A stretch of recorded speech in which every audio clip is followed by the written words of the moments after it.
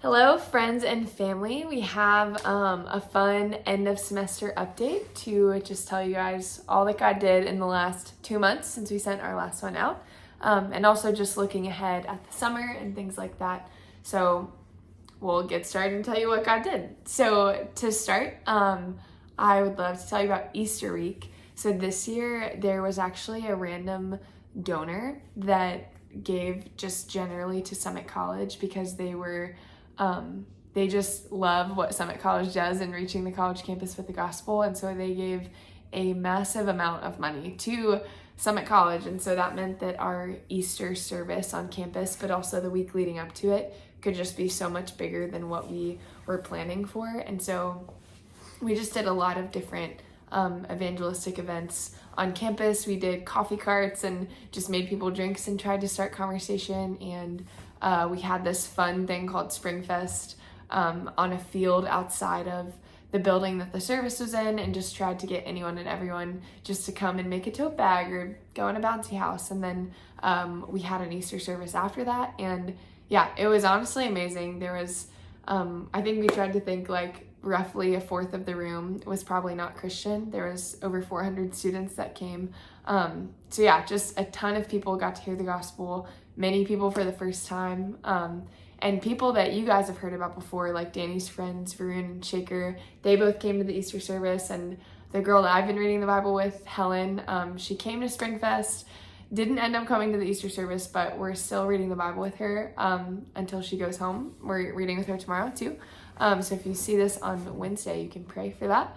But yeah, it was just an awesome week, and I think just gave both staff and students just a lot of momentum and zeal for the truth that God's arm isn't too short to save. And I think everyone was just super pumped and praying a lot for it.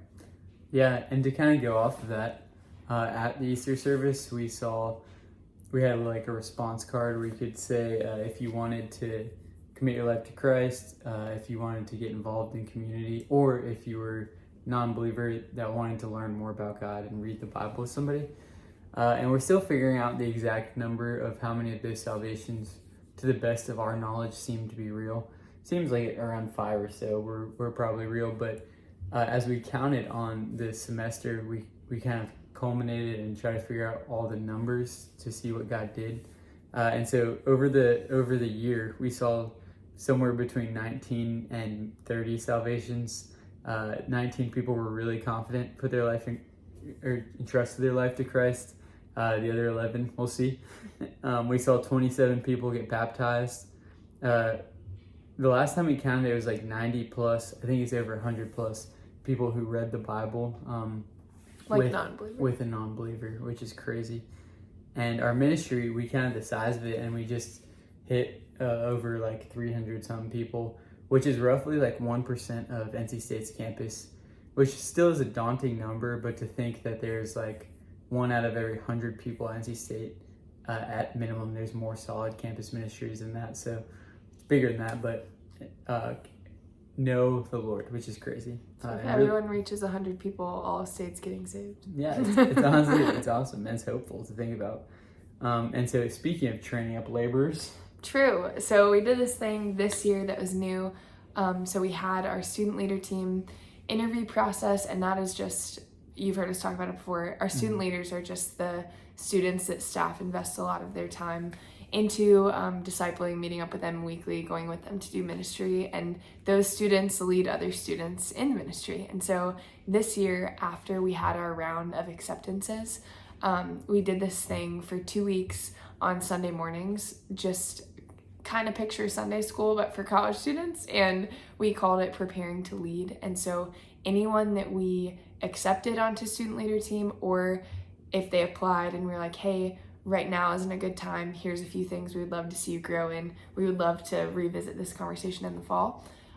So anyone that was accepted or had that conversation with, they came to this Preparing to Lead class, and we had 45 students come both weeks.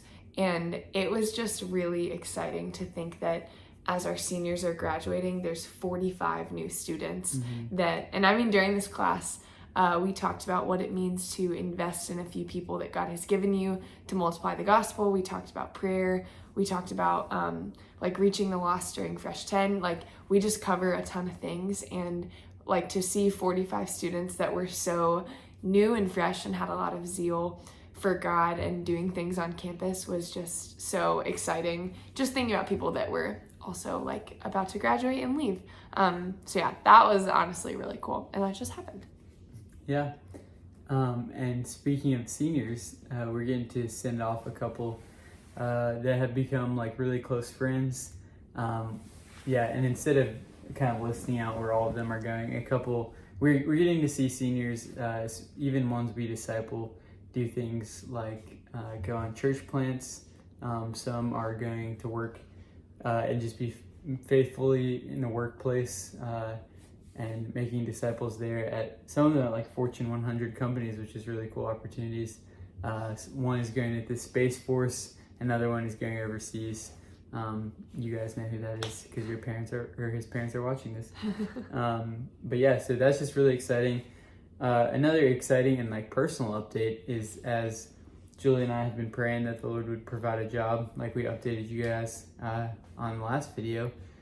It's way too long of a story for this update, but essentially it is just really clear that the Lord's hand was kind of directing in this process, which led to this interview process and the Lord providing a job offer 4.5 months before my start date, which is crazy.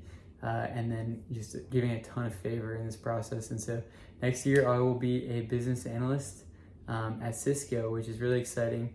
And so if you guys know of any believers there that you're like, hey, they do a great job making disciples in the workplace, or any non-believing friends that you think I could get to know and become friends with, I'd love to be connected with them, especially if they're in the RTP area. So yeah, I'm going to steal this point, but I was also going to say, we would love to tell you that story though.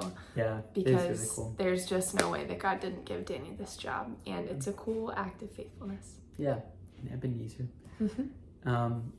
Gassing up Julie real quick. She also had the opportunity to talk at women's conference and just get to share about friendships between women. She got to lead 2 breakouts at that, and so that was just really cool. I'm going to link that, so if anyone wants to watch it, I watched it and felt like I learned a lot out of it, even as a man, so choose what you want to do with that.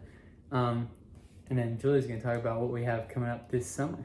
True. So, as you know from our last video, 8 of us, so it's us 2 and then a team of 6 students. We leave in less than a month for Malaysia, so we'll be spending the summer there, and it has been so cool talking to the field partners there.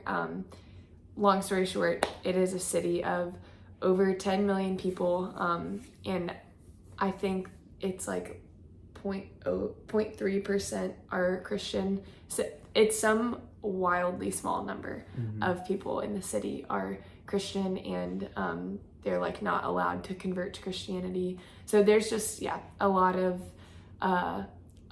reasons that people need to go there, and so we are just so excited to like live a lot of life with our students, and students that both of us disciple are actually on our team who we just love so much. And so it is just really exciting to think about living with them for 2 months, and they'll see all our mess and all the things, and we'll see theirs. But I think just getting to watch their heart for the nations grow. And I think there are thousands of lost people on State's campus, but compared to millions of lost people in a country that's not reached by the gospel, is really exciting to think of all of us going and doing that together, but also what they'll come back with and how God will change their heart. So that is what we have coming up. We would love for you to pray for our summer too.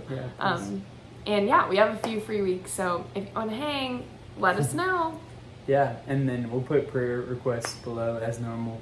I know we're already over, so the last comment I'm going to make is we've gotten a more clear picture of the work we'll be doing this summer, so that's a cool way to join in prayer, is we'll be working with the majority people group in the country we're going to, that we already said. We're going to be working with Chinese immigrants as well, and Middle Eastern immigrants and refugees.